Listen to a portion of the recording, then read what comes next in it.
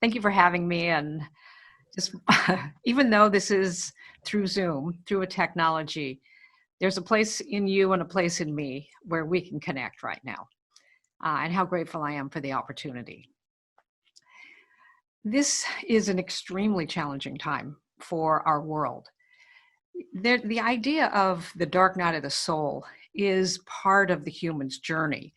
I know numbers of you are studying the Joseph Campbell work, the idea of the hero's journey. Every one of us is the hero of our own story, whether we're aware of it or not.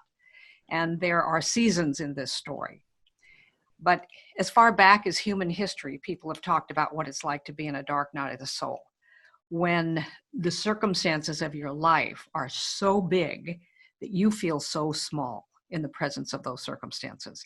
We're in a global moment now, unlike anything any of us have, no matter I'm 70, no matter how old we are, have ever seen in the history of our lifetime, even those of us who might have been alive in the 1918 flu. This is a different moment for all of us. And our communication system, the technology, is much more robust now. So we don't just see what's happening on our street or our town, we see the world having this. So it can be very, very tempting to let the circumstance have us. And yet all of us who attend Mile High, all of us who have an experience of the transformational journey or a discovery that there's something in us that is always more than the circumstance we're facing. We don't find that part of ourselves. We don't develop that part of ourselves when we're out on Sunday picnics and everything's going great. It's when the pressure of the circumstances seem big that we either succumb to the circumstance or we go and partner with that part of us that has evermore been, and will forever be more than any circumstance we're facing. It doesn't mean the circumstance isn't daunting, scary, frightening, and for many, many of our human family, in terms of losing loved ones that some of whom couldn't even be with them when they passed, devastating at the level of humanness. So in no way to diminish that, we look that square in the face.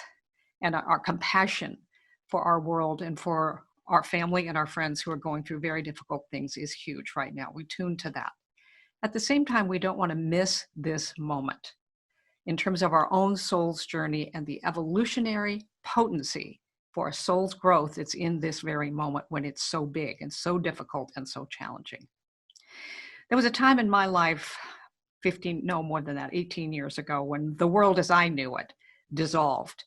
For many of us, mid-March, my husband and son were headed off to March Madness and the championship games. We all had plans, and within a 10-day period from the time we declared a pandemic to turn around, and most of us isolated in quarantines, our restaurants are closed, and our world has shifted. There was a time, 2002 and 2003, when my world shifted and everything I had built dissolved within a very short amount of time.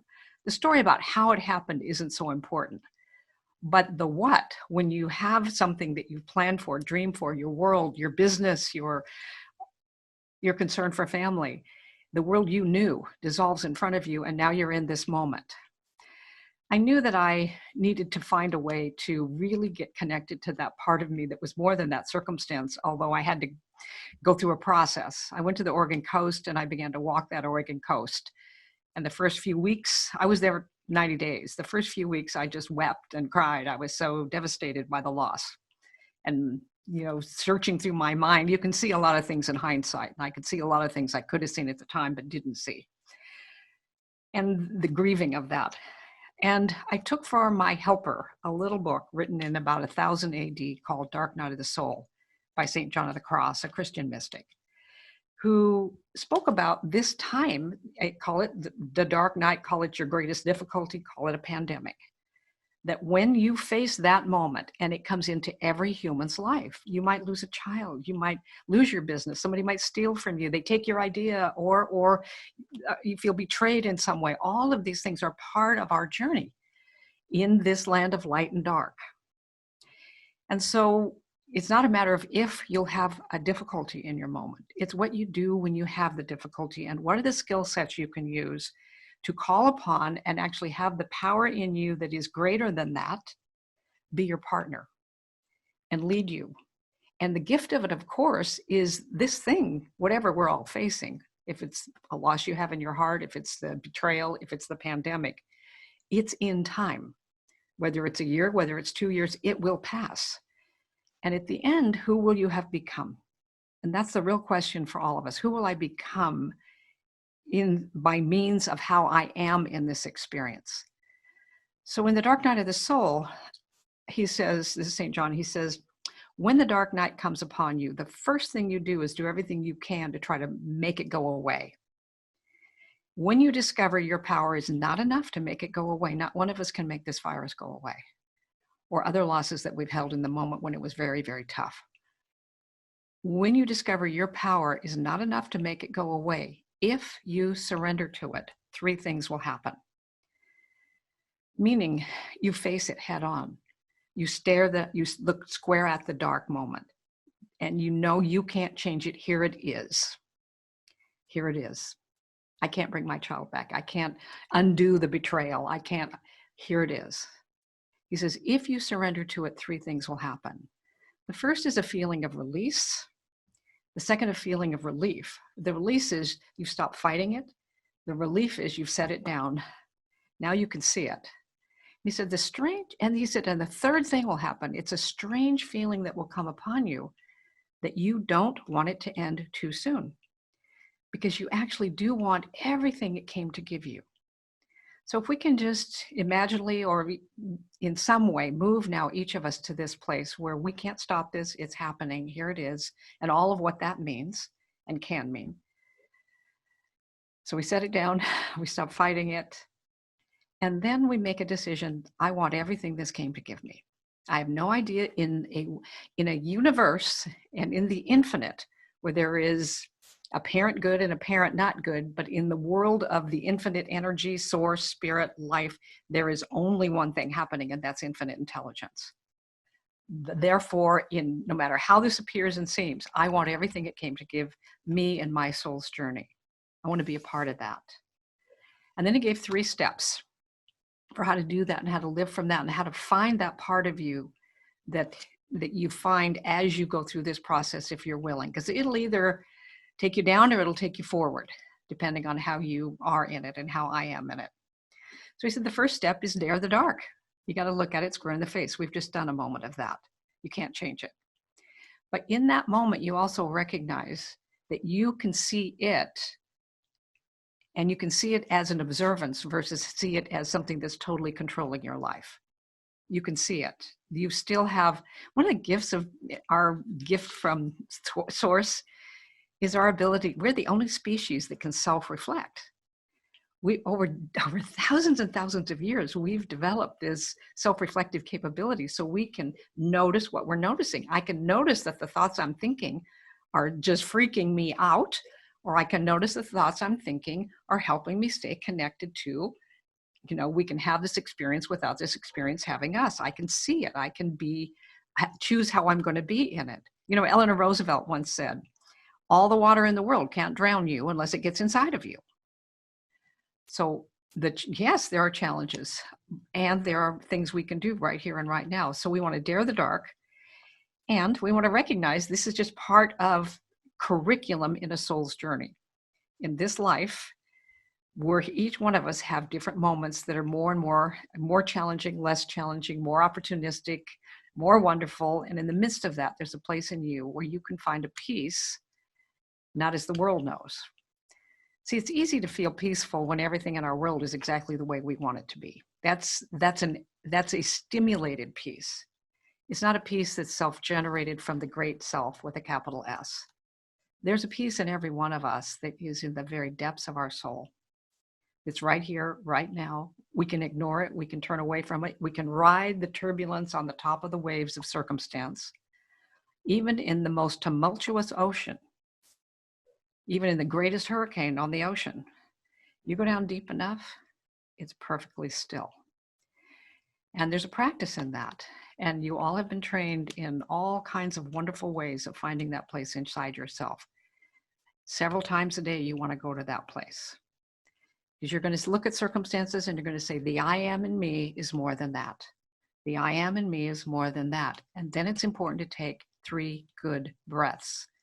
There's a particular kind of breath that will help you move from the fight, flight, freeze human response. It's very typical, to a much more enlightened way of being, even in the same circumstances. You take whatever a comfortable breath is. We'll do 3 of these right now. Just take whatever a comfortable breath for yourself is. Take it in. And then we're going to let it out as if you're breathing right through a straw. Slowly. Here's 1. Notice what happened in your body. We're going to do 1 more. Just breathe in comfortably through your nose, out through a straw with your mouth. And 1 more.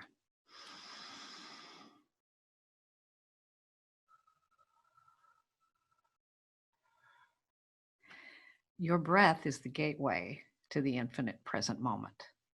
And when we do that, we move, our biology is created so that we move from the sympathetic, the fight, flight, freeze, to this parasympathetic, where we move into the creative center of this wonderful gift that we have of our way to see experiences and yet choose who we're going to be and how we're going to be in them.